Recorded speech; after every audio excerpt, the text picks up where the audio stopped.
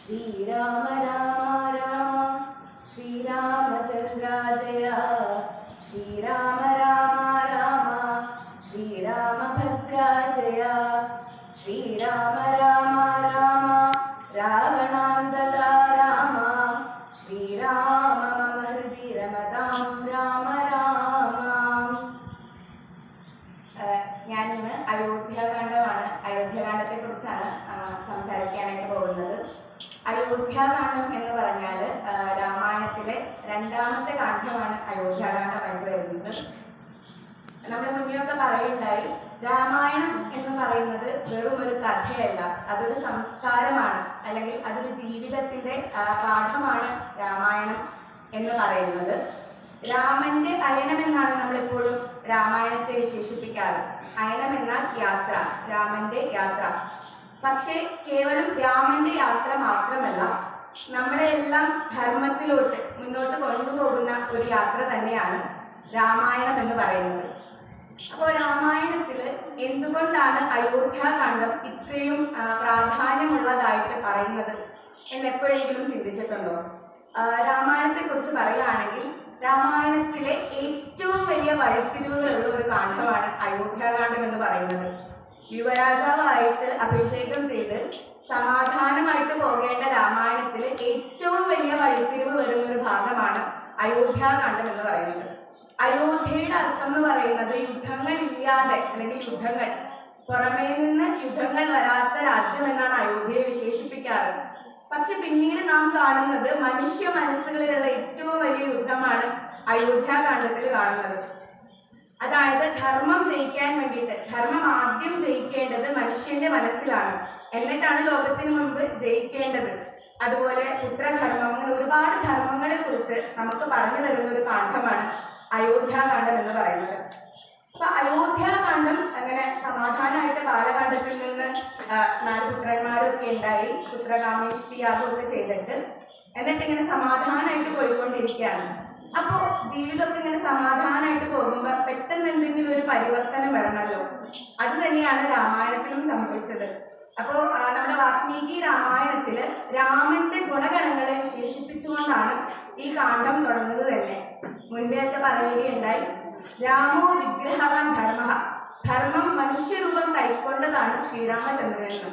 അതുപോലെ തന്നെയാണ് ആ ധർമ്മം വീണ്ടെടുക്കാൻ വേണ്ടിയിട്ട് ജനിച്ച, അല്ലെങ്കിൽ ധർമ്മത്തിന്റെ പാതയിലൂടെ സഞ്ചരിക്കുന്ന ഒരാളാണ് ശ്രീരാമൻ എന്ന് വിശേഷിപ്പിച്ചുകൊണ്ടാണ് വാൽമീകി മഹർഷി തുടങ്ങുന്നത്.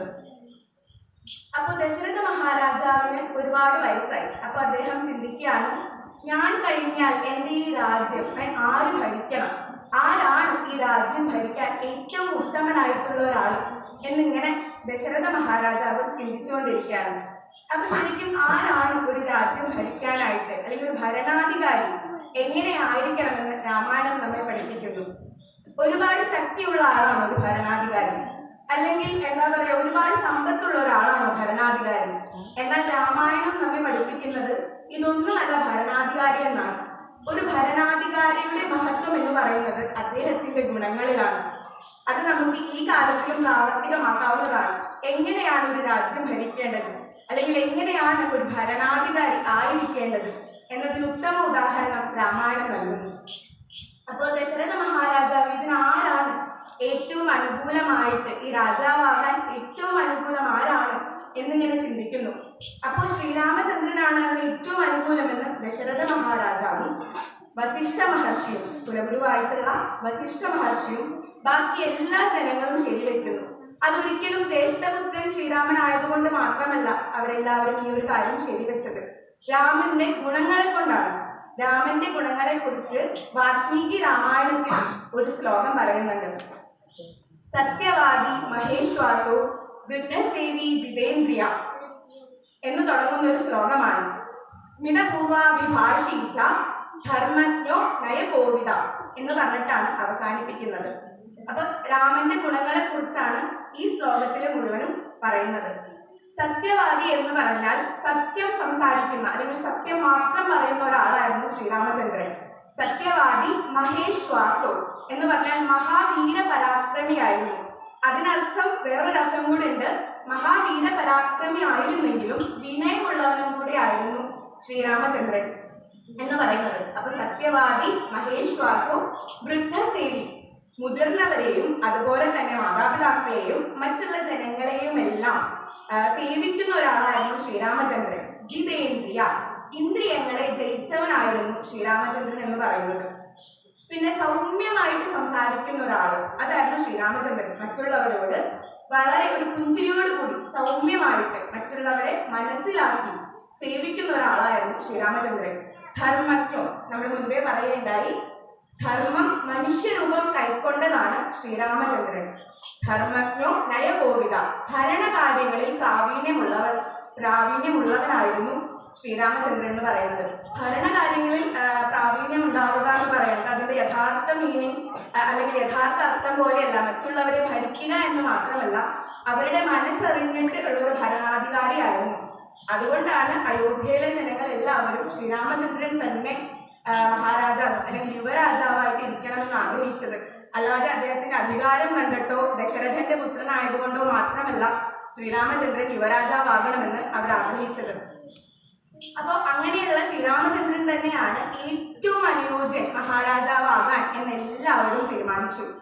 അങ്ങനെ ശ്രീരാമചന്ദ്രന്റെ പട്ടാഭിഷേകത്തിന് വേണ്ടിയിട്ടുള്ള കാര്യങ്ങളൊക്കെ ഇങ്ങനെ നല്ല രീതിയിൽ ആലോചിക്കുകയാണ് ദശരഥ മഹാരാജാവ്. അല്ലെ, നാളെ തന്നെ എത്രയും പെട്ടെന്ന് തന്നെ നാളെ നടത്താൻ പറ്റുമോ, നാളെ തന്നെ ശ്രീരാമചന്ദ്രന്റെ പട്ടാഭിഷേകം നടത്തണം എന്ന് ദശരഥ മഹാരാജാവ് എല്ലാവരോടും, മുഖ്യരായ സുമന്ത്രരോടും എല്ലാവരോടും ചർച്ച ചെയ്തിട്ട് ഇങ്ങനെ തീരുമാനിക്കുകയാണ്.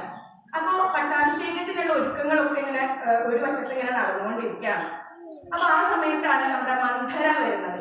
മന്ധര അയോധ്യാകാന്ഡത്തിലാണ് നമുക്ക് മന്ധരയെ കൂടുതലായിട്ട് അറിയാനായിട്ട് പറ്റുന്നത്. ഇപ്പൊ മന്ധര നോക്കുമ്പോൾ രാജ്യം മൊത്തം ഇങ്ങനെ സന്തോഷിച്ച് എന്തൊക്കെയോ ആഘോഷങ്ങളൊക്കെ നടക്കാൻ പോകുന്നതിന്റെ ലക്ഷണങ്ങൾ ഇങ്ങനെ മന്ധര കാണുന്നുണ്ട്. അപ്പൊ മന്ധരൊക്കെ ഇങ്ങനെ ഗ്രഹിച്ചറിയുന്ന ആളാണ്. അതായത് എവിടെയെങ്കിലും ഒക്കെ നിന്നിട്ട് എന്താണ് കാര്യങ്ങൾ എന്നൊക്കെ വളരെ വിശദമായിട്ട് അറിഞ്ഞപ്പോ മന്ധര മനസ്സിലാക്കി രാമനെ യുവരാജാവായിട്ട് അഭിഷേകം ചെയ്യാൻ പോവുകയാണ്.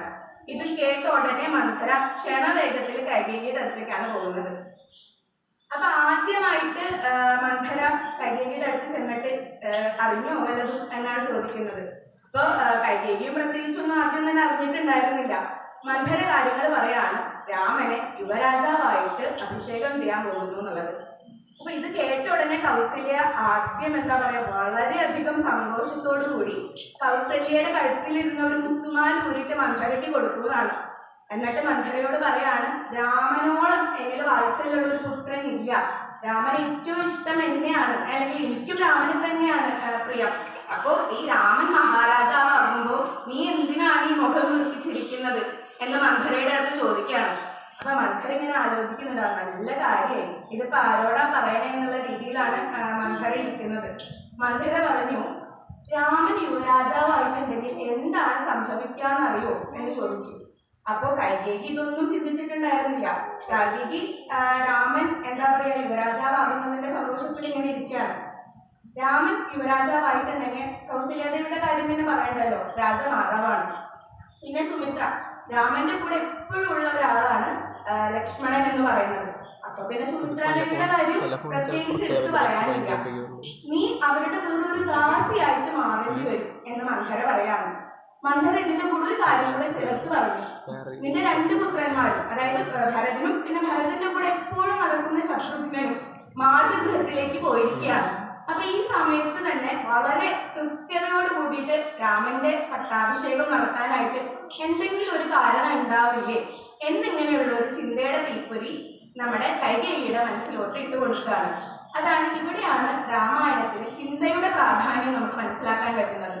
അതുവരെ വളരെ സന്തോഷത്തോടെ ചിന്തിച്ചുകൊണ്ടിരുന്ന കൈകേയി മന്ധരയുടെ ആ ഒരൊറ്റ വാക്കിൽ മാറ്റി ചിന്തിക്കുകയാണ്. അല്ലെ, ആ ഒരു തീപ്പൊരി മാത്രമാണ് മന്ധര കൊടുക്കുന്നത്. ബാക്കിയെല്ലാം കൈകേയിയുടെ മനസ്സിൽ തന്നെ ഇങ്ങനെ പുകച്ച് ഒരു കാട്ടുതീ പോലെ പിന്നീട് ആവുകയാണ് ചെയ്യുന്നത്. അല്ലേ, അപ്പോ നമ്മളെപ്പോഴും പറയാറുണ്ട് ദുഷ്ടസംഘത്തിന്റെ കാര്യങ്ങളൊക്കെ. പക്ഷെ ദുഷ്ടസംഘം കൊണ്ട് നമ്മൾ നാശാവണമെന്നില്ല. ദുഷ്ടസംഘം കാരണം നമ്മുടെ മനസ്സ് പിന്നെ എന്ത് ചിന്തിക്കുന്നു എന്നതിലാണ് നമ്മൾ നല്ലതാവോ ചീത്തയാവോ ഇരിക്കണത്. അപ്പൊ മന്ധര പറഞ്ഞ കാര്യങ്ങളൊക്കെ കേട്ട് കൈകേയിക്കും ഇത് ശരി വെച്ചൂല്ലേ, ഉള്ളിൽ ഇങ്ങനെ ഇട്ട് കാട്ടുതീ പോലെ പടർന്നിട്ട് മന്ധര പറഞ്ഞതിലും എന്തോ ഒരു കാര്യമുണ്ടെന്ന് കൈകേയി ഇങ്ങനെ ചിന്തിക്കുകയാണ്. അപ്പൊ ഇതാണ് നമ്മുടെ ചിന്തകളുടെ ഒരു പ്രത്യേകത എന്ന് പറയുന്നത്. നമ്മുടെ ജീവിതത്തെ തന്നെ സ്വാധീനിക്കാനുള്ള ഒരു കഴിവ് ചിന്തകൾക്കുണ്ട്. അങ്ങനെ മന്ധര ഈ കാര്യങ്ങളൊക്കെ പറഞ്ഞ് കയ്യേലി ഇങ്ങനെ ചിന്തിക്കുന്ന സമയത്താണ് രാമായണത്തിൽ വലിയൊരു തത്വം കൂടെ നമുക്ക് പറയുന്നത് അല്ലേ. നമ്മൾ ആരുടെ കൂടെ കൂട്ടുകൂടുന്നു അല്ലെങ്കിൽ ആരാണ് നമ്മുടെ കൂടെ ഉള്ളത് എന്നത് വളരെ പ്രധാനപ്പെട്ട ഒരു കാര്യമാണ് അല്ലേ. അതായത് നമ്മുടെ ഏറ്റവും അടുത്തുള്ള ആൾക്കാർക്ക് നമ്മുടെ ചിന്തകളെ സ്വാധീനിക്കാനും നമ്മുടെ ജീവിതത്തിൽ എടുക്കുന്ന പല തീരുമാനങ്ങളെ സ്വാധീനിക്കാനുള്ള കഴിവ് നമ്മളുടെ കൂടെയുള്ള ആളുകൾക്കുണ്ട് എന്നാണ് രാമായണം പറയുന്നത്. അത് നമുക്കിവിടെ കാണാനും സാധിക്കും. അത്രയും നേരം വളരെ സന്തോഷവതിയായിട്ടിരുന്ന കൈകേയി പെട്ടെന്നൊരു നിമിഷത്തിലാണ് ആ ഒരു ചിന്ത വന്നപ്പോൾ മാറി ചിന്തിച്ചത്. പക്ഷെ ഇതിനെ വേറൊരു അർത്ഥത്തിലും രാമായണം വ്യാഖ്യാനിക്കുന്നുണ്ട്. ആരെന്ത് പറഞ്ഞാലും, അതായത് നമുക്ക് എത്ര അടുത്തോ എത്ര വേണ്ടപ്പെട്ടവരോ ആയിക്കോട്ടെ, അത് വൈകാരികമായിട്ട് കേൾക്കാതെ നമ്മുടെ മനസ്സിൽ വിവേകപൂർവ്വം ചിന്തിക്കണം. അല്ലെങ്കിൽ നമ്മുടെ ബുദ്ധി കൊണ്ടും കൂടെ അത് ചിന്തിച്ച് ആലോചിച്ച് ഒരു തീരുമാനം എടുക്കണമെന്ന് രാമായണം നമ്മളിവിടെ പഠിപ്പിക്കുന്നുണ്ട്. അല്ലാതെ ഒരാൾ പറഞ്ഞത് കേട്ട പാതി കേൾക്കാത്ത പാതി വിശ്വസിക്കാന്നുള്ളത് മാത്രമല്ല, നമ്മളെപ്പോഴും പറയാറുണ്ട് മനുഷ്യനെ മറ്റുള്ളവരിൽ നിന്ന് വ്യത്യസ്തനാക്കുന്നത് അവരുടെ വിവേകം അല്ലെങ്കിൽ അവരുടെ ബുദ്ധിയാണെന്നുള്ളത്.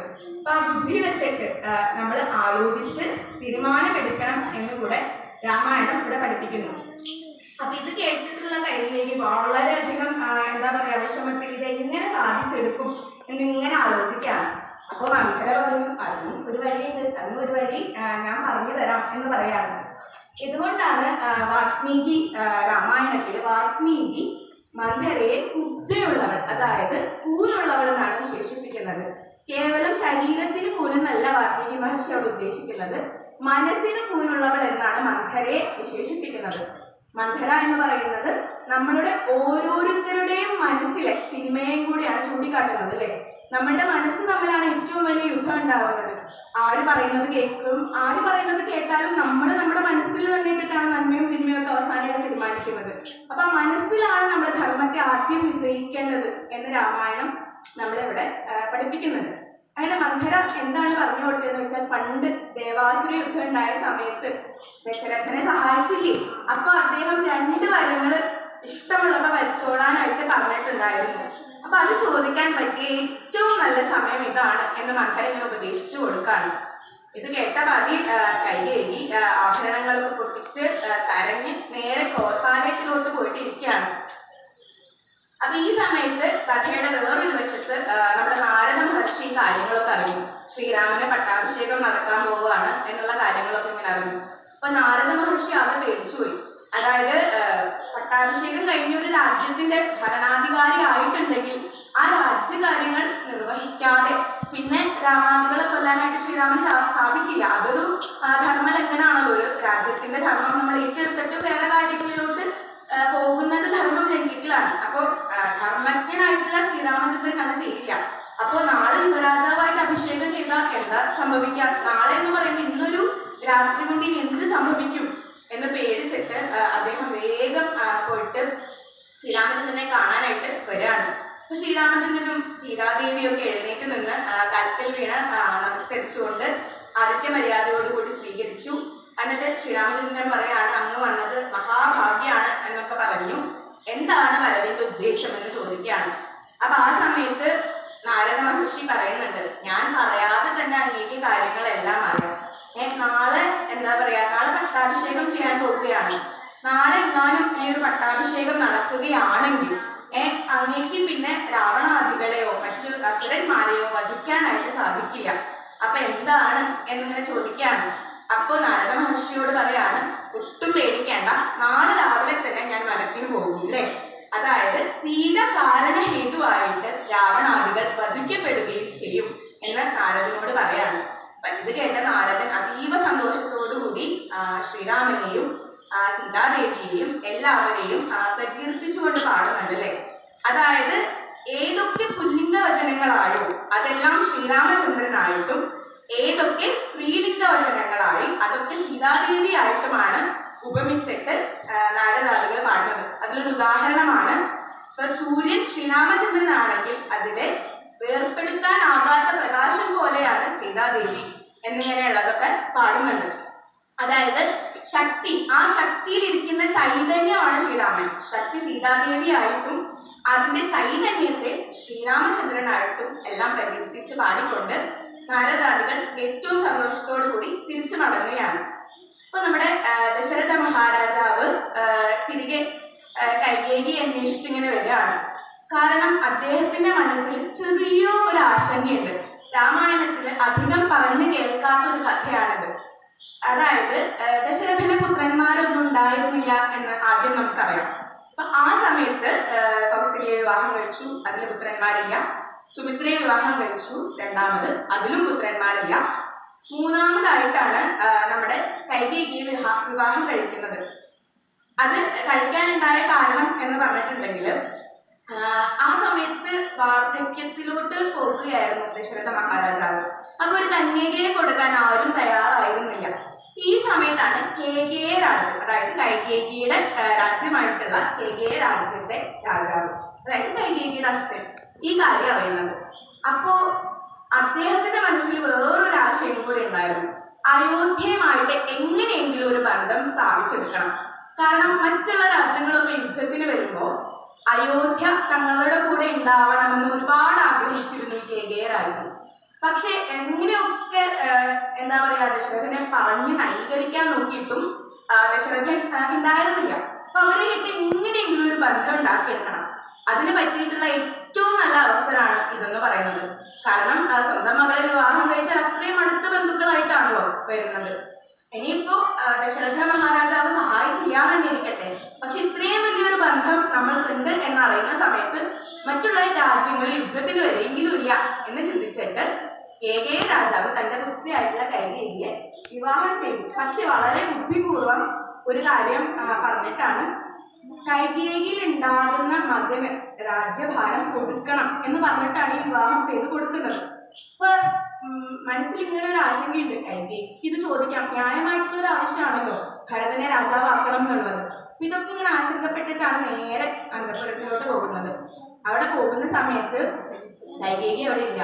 അങ്ങനെ ദാസിമാരോട് ചോദിക്കുന്ന സമയത്ത് പറയാണ് കൈകേയി മാതാവ് ക്രോധാലയത്തിലുണ്ടെന്ന് പറയാണ്. അങ്ങനെ അപ്പോൾ ആശങ്ക കുറച്ചും കൂടെ കൂടി. എന്നിട്ട് ക്രോധാലയത്തിലോട്ട് ദശരഥ മഹാരാജാവ് പോകുകയാണ്. അപ്പൊ നിലത്തടിച്ച് ആഭരണങ്ങളൊക്കെ പൊട്ടിച്ച് കരഞ്ഞുകൊണ്ടിരിക്കുന്ന കൈകേയിയാണ് കാണുന്നത്. ഇത് കണ്ട ഉടനെ ദശരഥ മഹാരാജാവ് ചോദിക്കുകയാണ്, എന്താണ് പ്രിയേ വിഷമത്തിനുള്ള കാരണം? അത് എന്തായാലും ആരായാലും അതെന്തായാലും നമുക്ക് പരിഹരിക്കാം എന്ന് ദശരഥ മഹാരാജാവ് പറയാണ്. അല്ലെങ്കിൽ എന്താണ് നിനക്ക് വേണ്ടത്, എന്തു വേണമെങ്കിലും സാധിച്ചു തരാമെന്ന് പറയാണ്. അപ്പൊ രാമായണം നമ്മളിവിടെ വാക്കുകളുടെ പ്രാധാന്യം നമുക്കിവിടെ കാണിച്ചു തരാണല്ലേ.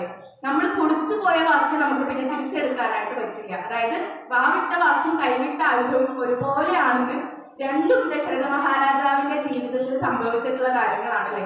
അദ്ദേഹത്തിന്റെ കയ്യിൽ നിന്ന് പോയിട്ടുള്ള വാക്കായാലും കയ്യിൽ നിന്ന് പോയിട്ടുള്ള ആയുധമായാലും രണ്ടും പിന്നീട് അദ്ദേഹത്തിന്റെ ജീവൻ തന്നെ എടുക്കാൻ കെൽപ്പുള്ളതായിട്ട് രാമായണത്തിൽ തിരിച്ചു വരുന്നുണ്ട്. അങ്ങനെ പറഞ്ഞു, എന്താഗ്രഹം ഉണ്ടെങ്കിലും ഞാനത് സാധിച്ചു തരാം എന്ന് പറഞ്ഞു. അപ്പൊ ദശരഥ മഹാരാജാവിന്റെ അടുത്ത് പറഞ്ഞു, പണ്ട് ദേവാസുര യുദ്ധത്തിൽ അങ്ങ് പറഞ്ഞ ആ 2 വരങ്ങൾ എനിക്കിപ്പോ വഹിക്കണം എന്ന് പറയാൻ ഇഷ്ടമുള്ളപ്പോ പറഞ്ഞോളാൻ പറഞ്ഞിട്ടുണ്ടായിരുന്നുള്ളൂ. അപ്പോ ദശരഥ മഹാരാജാവ് കുറച്ചൊന്ന് ആശ്വസിച്ചു. എന്തെങ്കിലും ആവശ്യമുള്ളത് കൊണ്ടായിരിക്കും, വേറെ എന്തെങ്കിലും ആവശ്യം നിറവേറ്റാനായിരിക്കും കൈകേയി ചോദിക്കുന്നത് എന്നാണ് ആദ്യം കരുതിയത്. അങ്ങനെ ആദ്യത്തെ ആവശ്യം പറഞ്ഞു, ഭരതനെ രാജാവാക്കണം. അതായത് രാമന് വെച്ചിട്ടുള്ള പട്ടാഭിഷേകവും എല്ലാ ആഘോഷങ്ങളും കൂടെ ഭരതനെ ആക്കണമെന്ന് മാത്രം. രാമനെ മാറ്റി ഭരതനെ യുവരാജാവാക്കണം. ഇത് കേട്ടതോടുകൂടി തന്നെ ദശരഥ